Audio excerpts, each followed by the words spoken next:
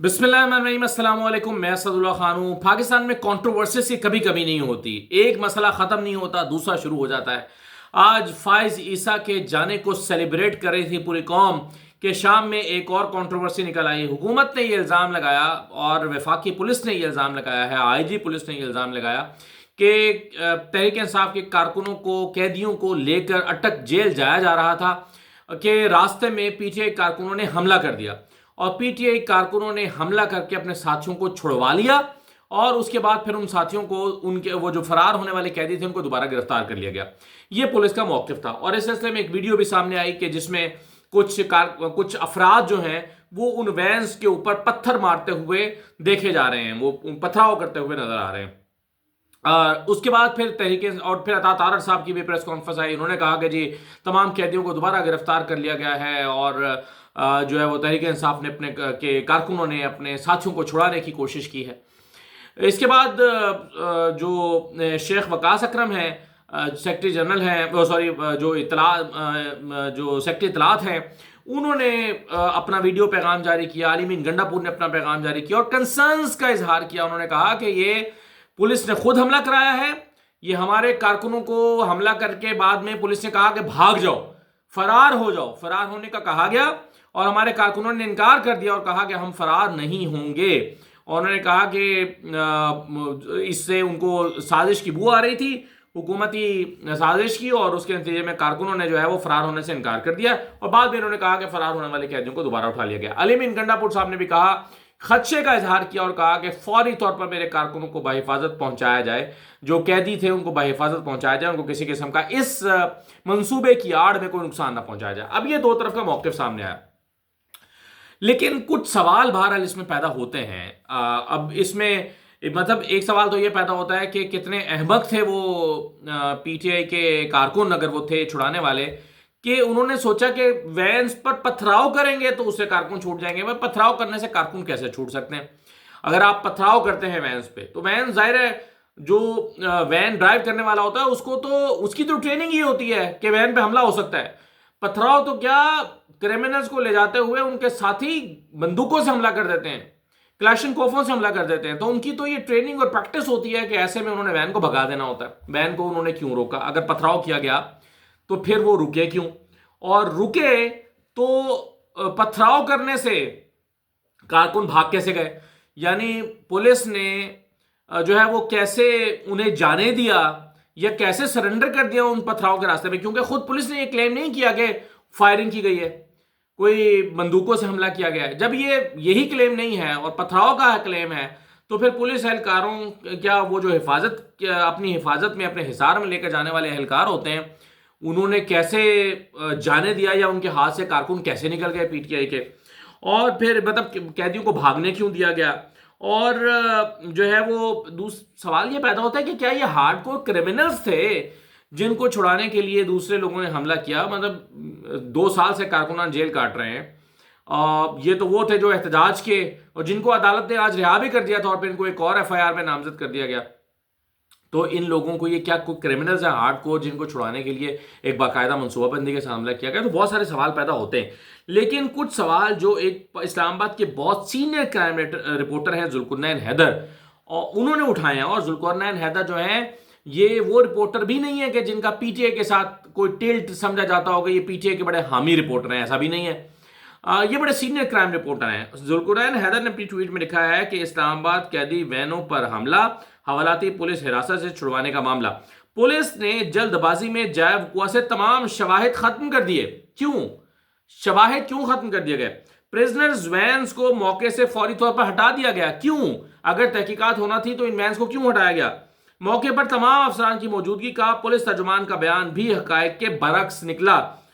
संजानी toll plaza जाए वकुआ पर कोई पुलिस अफसर या एहलकार भी मौजूद नहीं है। तमाम एसएचओज की संजानी टोल प्लाजा पर पहुंचने की इतला भी गलत निकली। तो ये जुल्कुरनैन हैदर जो सीनियर 3 रिपोर्टर हैं वो ये, और जो मैंने बताया कि उस तरह के पीछे के हिमायती सहाफ़ी जिनको ये माना जाता है, ये वो भी नहीं है। और ये अब सवाल उठा रहे हैं और वो कह रहे हैं कि ये सब इत्तलात गलत निकली और इस पर जो है उन्होंने अपने ख्यालात का इजहार किया है। तो ये अब इस पर मेरा ख्याल है कि चूंकि बिल्कुल दोनों तरफ इस पर सियासत शुरू हो गई है اور حکومت یہ کہہ رہی ہے کہ جی یہ تو ایک حملہ کر کے کارکنوں کو چھڑایا گیا ہے. تو پھر حملہ کرنے والے جو ہیں وہ کہاں ہیں؟ کیا وہ سارے لوگ گرفتار ہو گئے ہیں؟ اگر وہ نہتے تھے اور صرف ان کے ہاتھوں میں پتھر تھے، پتھراؤ کر رہے تھے وہ، جو کہ اس ویڈیو میں جو جاری بھی کی ہے اس ویڈیو میں دکھائی بھی دے رہا ہے کہ وہ پتھر مار رہے ہیں، تو ایسے میں کیا ان کو گرفتار کر لیا گیا؟ اور پھر کیا قیدی واقعی بھاگ گئے تھے؟ اور بھاگنے والوں میں سے کیا ایک بھی کامیابی سے نہیں بھاگ سکا؟ سارے گرفتار کر لیے گئے. تو کافی سارے جھول اس سٹوری میں نظر آتے ہیں.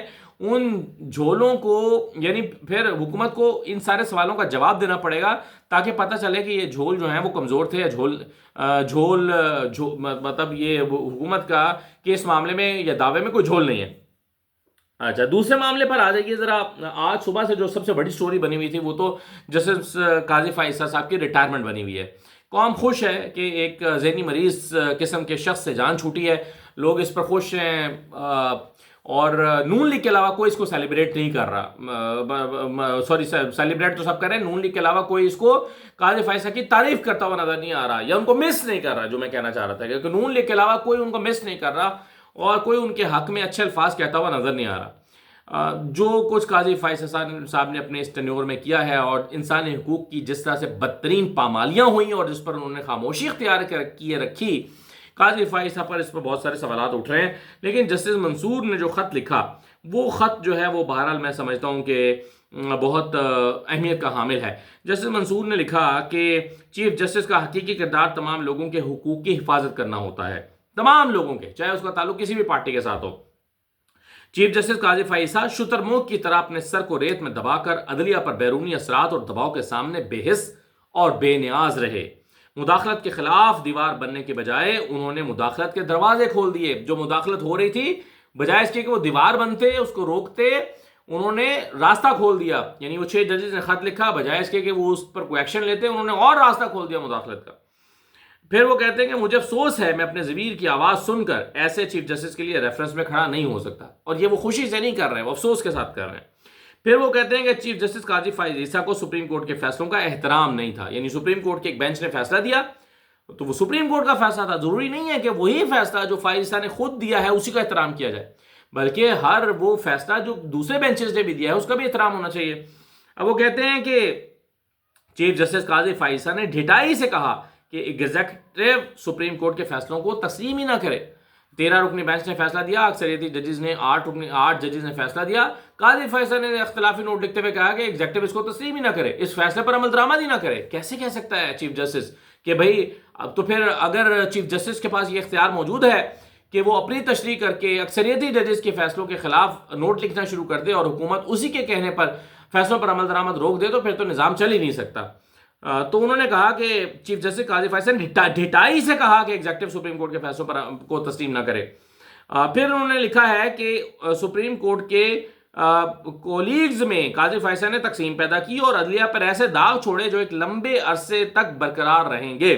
چیف جسٹس قاضی فائز عیسیٰ کا دور چھوٹے پن، انتقام اور انتظامی معاملات میں چھوٹے کردار کے حوالے سے یاد رکھا جائے گا. یہ منصور علی شاہ قاضی فائز عیسیٰ کے بارے میں لکھ رہے ہیں. پھر وہ خط میں لکھتے ہیں کہ ایسا ریفرنس اور ایسا دور یہ پیغام دیتا ہے کہ ایک چیف جسٹس اپنے ادارے سے بے وفائی کرنے کے باوجود بھی انصاف کا خدمتگار ہو سکتا ہے. میں معذرت خواہ ہوں، میں اپنے ہوش و حواس میں ایسے چیف جسٹس کے ریفرنس میں نہیں جا سکتا. اور چیف جسٹس کے ریفرنس میں نہ جانے کی وجوہات لکھتے ہوئے جسٹس منصور نے یہ خط تحریر کیا ہے اور قاضی فائز عیسیٰ کے چہرے سے نقاب اٹھایا ہے، انہیں بے نقاب کیا ہے اور ان کی حقیقت بیان کی ہے، اصلیت بتائی ہے اور بتایا ہے کہ وہ کس قدر چھوٹا انسان تھا. یہ انہوں نے اپنے اس خط میں لکھا ہے کہ وہ ایک چھوٹا انسان تھا.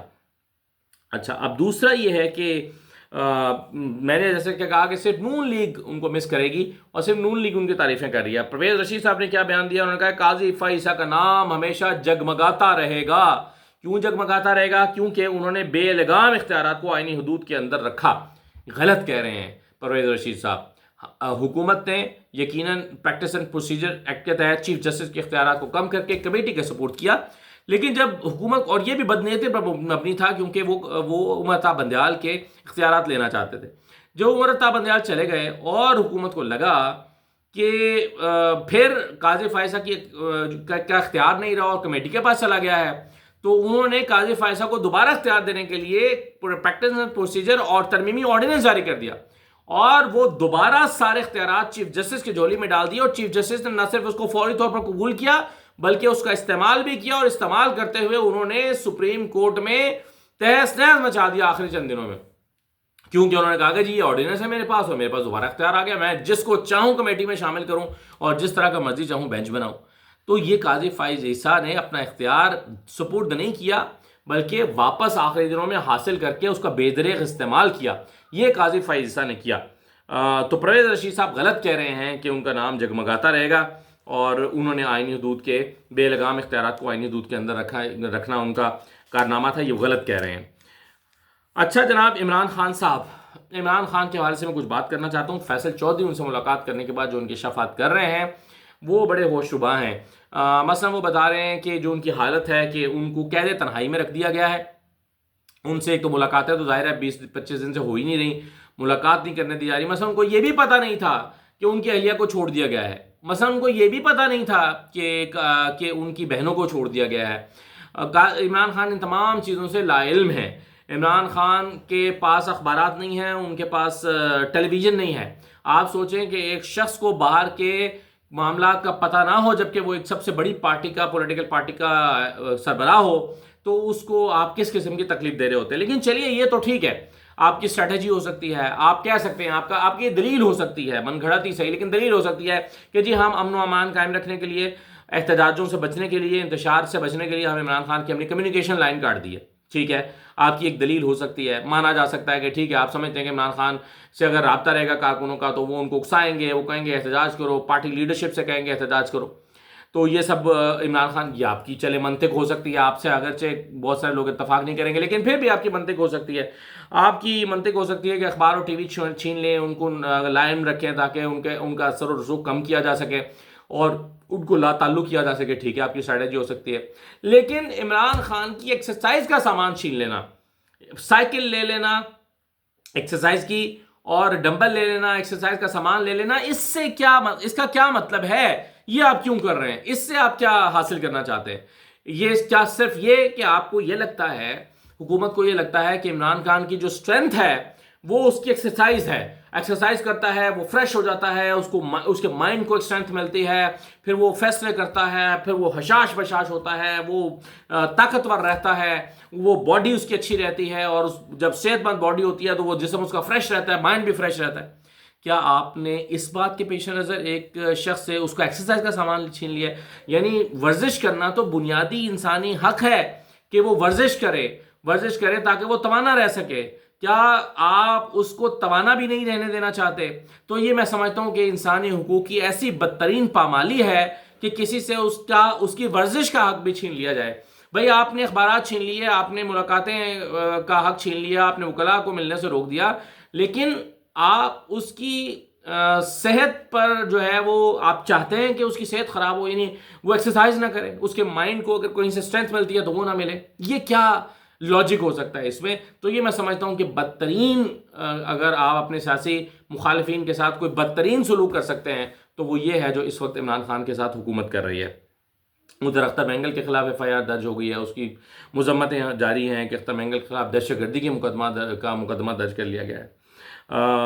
آخر میں جاتے جاتے بس ایک خبر میں آپ کے ساتھ، وہ جو آپ نے دیکھا ہی ہوگا، ایمان مزاری اور ان کے شوہر پر مقدمہ درج کرنے کی تیاری کی جا رہی ہے کہ ایمان نے سڑک یعنی کار سرکار میں مداخلت کی اور سڑک بند تھی اور پروٹوکول لگا ہوا تھا، اس پروٹوکول کو ہٹا کے انہوں نے بیریئرز ہٹائے اور اپنا راستہ بنایا۔ ایمان مزاری کہتی ہیں کہ جی میں بطور شہری میرا یہ حق ہے کہ میں کسی بھی سڑک پر سفر کر سکوں، اپنے وقت پر دفتر پہنچ سکوں، میں وکیل ہوں، جو ہائی کورٹ پہنچنا تھا مجھے نہیں جانے دیا جا رہا تھا، تو میرا یہ حق ہے کہ میں اب اس سڑک کو استعمال کروں، اس لیے میں نے غلط نہیں کیا۔ لیکن حکومت بہرحال اب ان پر بھی مقدمہ درج کرنے کی تیاری کر رہی ہے۔ اب دیکھیے کہ یہ مقدمہ کس طرح کا درج ہوتا ہے۔ بہرحال حکومت کے پاس یہی اختیار ہے کہ جو راہ میں ملے اس کو بھی مقدمہ درج کر دو، جس نے ٹویٹ کی ہے مقدمہ درج کر دو، جس نے ویلاگ کیا ہے مقدمہ درج کر دو، جس نے یعنی فیک خبر کے نام پر ابھی آپ نے دیکھا کہ کتنے لوگوں پر مقدمات، صحافیوں پر مقدمات درج کیے ہیں اور صحافی اپنی ضمانتیں کراتے پھر رہے ہیں۔ سیاسی مخالفین پر دہشت گردی کے پرچے بنا دو، حکومت یہی کر سکتی ہے اور حکومت یہی کر رہی ہے۔ اجازت دیجیے، اللہ حافظ۔